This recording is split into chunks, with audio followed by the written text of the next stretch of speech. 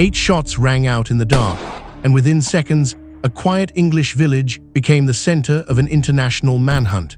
A man lay bleeding beneath the cold glow of streetlights, guests screaming and scattering as cars sped into the night. The gunfire lasted only moments.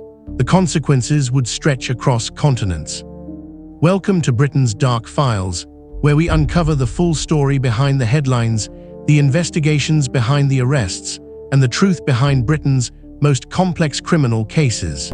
Tonight's case reveals how a calculated killing in Essex triggered a global pursuit that would take detectives across borders, through hidden networks, and into the shadows of organized crime. Stay with us, because this story isn't just about how a man was killed. It's about how a fugitive believed he could outrun justice. If you value in-depth true crime told with precision and clarity, subscribe now and turn on notifications so you never miss a case. In the early hours of April 13, 2020, a birthday gathering was winding down at a large detached property in Roydon, near Harlow in Essex. Music had been playing, drinks had been poured. For most in attendance, it was just another private celebration in a quiet rural setting, the kind of place where gunshots feel impossible. Shortly after midnight, Robert Powell, known to friends as Fox, stepped outside the house. Within seconds, a vehicle pulled into position. Witnesses would later describe masked men, movement with purpose, no hesitation. Then came the gunfire. Multiple shots tore through the still air. Powell was struck repeatedly. 2 others were injured in the chaos. Guests dove behind cars, hid behind walls, scrambled for cover. The attackers were gone almost as quickly as they arrived. Paramedics fought to save Powell's life, but the injuries were catastrophic. He died from gunshot wounds that investigators would later describe as consistent with an execution-style attack. Detectives arriving at the scene quickly realized this was no spontaneous altercation. The precision, the speed, the coordination, it suggested planning. Shell casings were scattered across the pavement. Tire marks cut into the roadside. CCTV cameras in surrounding areas were immediately flagged for review. Officers began knocking on doors before sunrise, piecing together fragmented accounts from shaken witnesses. Within hours, a murder investigation was formally launched. As forensic teams worked through the scene, intelligence units began examining Powell's background, his associations, and recent communications. It didn't take long for detectives to suspect that this killing was targeted. Someone had known where he would be that night. Someone had ensured the timing was exact. And behind early lines of inquiry, one name began surfacing repeatedly, a man already familiar to law enforcement. A man who, in previous cases, had stood trial for serious violence and walked free.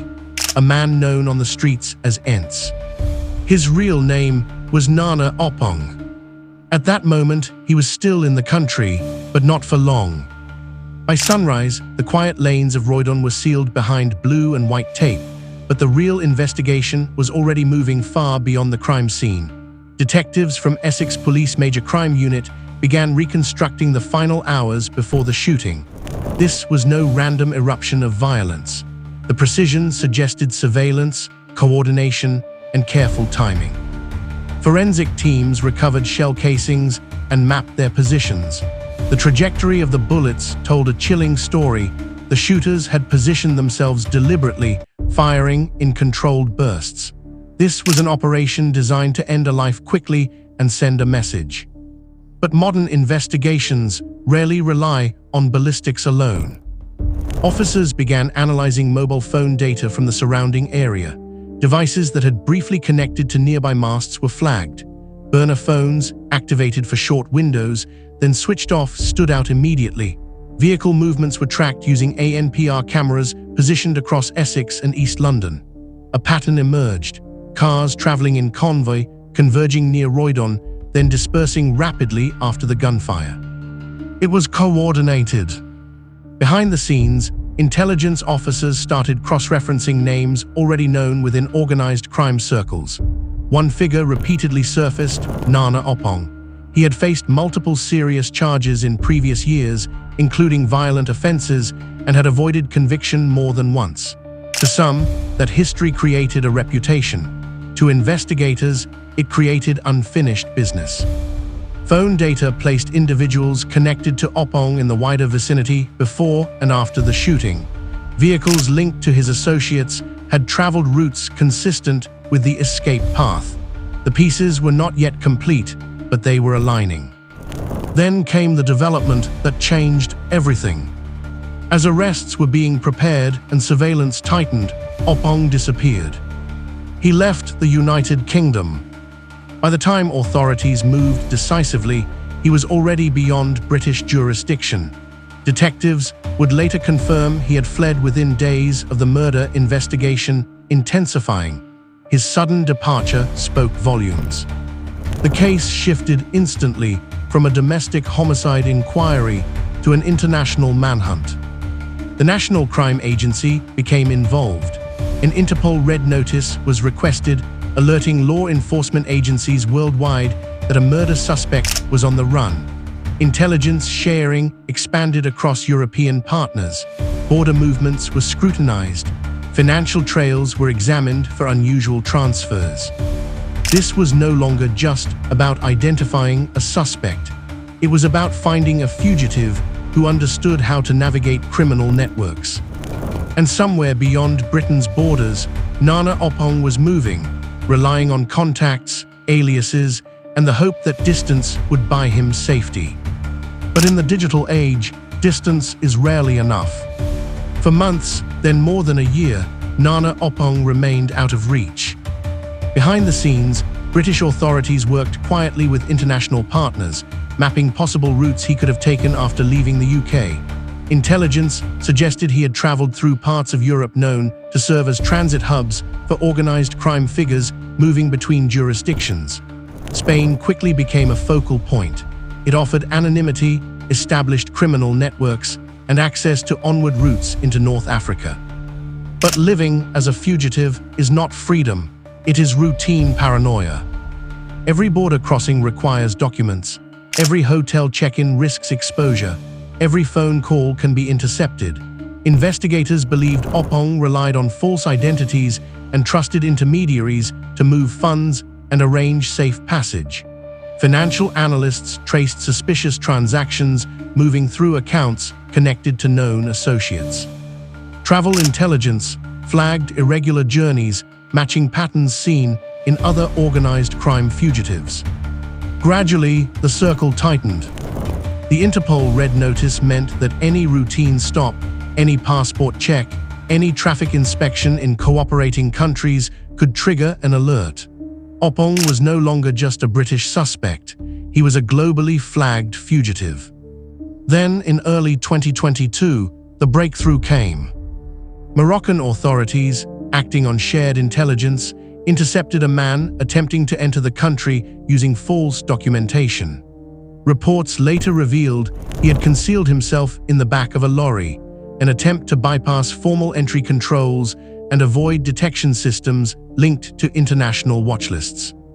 There was no dramatic shootout, no televised chase, just the quiet click of handcuffs closing after years of calculated movement.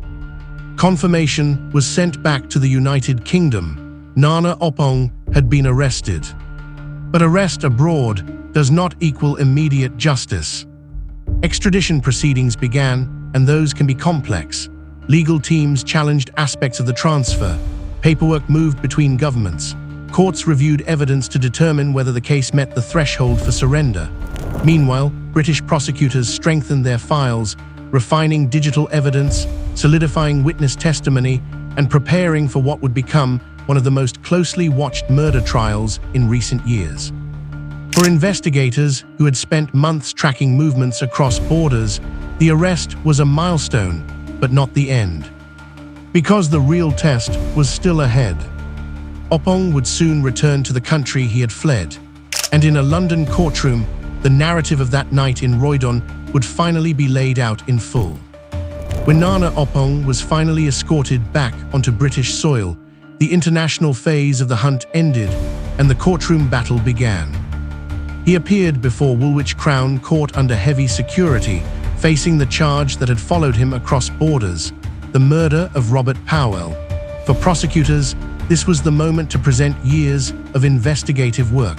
For the defense, it was the opportunity to challenge every link in the chain. The Crown's case was clear and deliberate. They argued that this was not a spontaneous shooting, but a planned execution. Jurors were shown phone records mapping movements before and after the attack. Devices linked to associates traveled in patterns consistent with reconnaissance and coordinated escape. Automatic number plate recognition cameras traced vehicles entering Roydon shortly before the gunfire and leaving minutes later. Digital evidence formed the backbone of the prosecution's narrative. Call data analysis demonstrated contact between key individuals in the hours leading up to the shooting. Cell site evidence placed phones connected to the network in proximity to the crime scene. Vehicles were purchased and positioned in ways prosecutors described as strategic, not coincidental. The defense pushed back. They questioned the reliability of digital mapping. They highlighted the absence of direct CCTV, placing Oppong at the trigger point. They suggested that association did not equal orchestration. But the prosecution returned repeatedly to two central pillars: coordination and flight. They argued that the immediate departure from the United Kingdom, the use of false documentation, and the concealment in a lorry were not the actions of an innocent man unaware of events. They framed the escape as consciousness of guilt. Over weeks, jurors absorbed technical testimony from forensic analysts, telecommunications experts, and detectives who had traced the case from Essex to Morocco. The atmosphere in court was methodical, restrained, the drama unfolding not in outbursts, but in data charts, timelines, and reconstructed movements. Then came deliberation. When the jury returned, the verdict was unanimous: guilty of murder, along with firearm offences related to the attack. The judge described the killing as calculated and ruthless, imposing a life sentence with a substantial minimum term. The man once seen as elusive now faced the permanence of a prison cell and the finality of a conviction that had crossed continents to reach him. When the sentence was delivered, the courtroom fell into a heavy silence. For Robert Powell's family, the verdict marked the end of a long and exhausting journey, one that began in chaos on a dark Essex street and stretched across 2 years of uncertainty. Justice, in this case, had not been immediate, it had been methodical. For investigators, the conviction represented something larger than a single case. It demonstrated how modern policing has evolved. Gone are the days when crossing a border meant disappearing. Digital footprints travel, financial trails surface, international databases connect in seconds. The same systems that allow global movement also allow global pursuit. Nana Oppong had once built a reputation around walking free from serious accusations. Trials that ended without conviction had shaped a perception, both on the streets and in headlines, that he was untouchable. But reputations do not override evidence. And this time, the web of phone data, vehicle tracking, and coordinated intelligence proved stronger than distance or delay. The Roydon shooting was not just a moment of violence. It became a case study in persistence.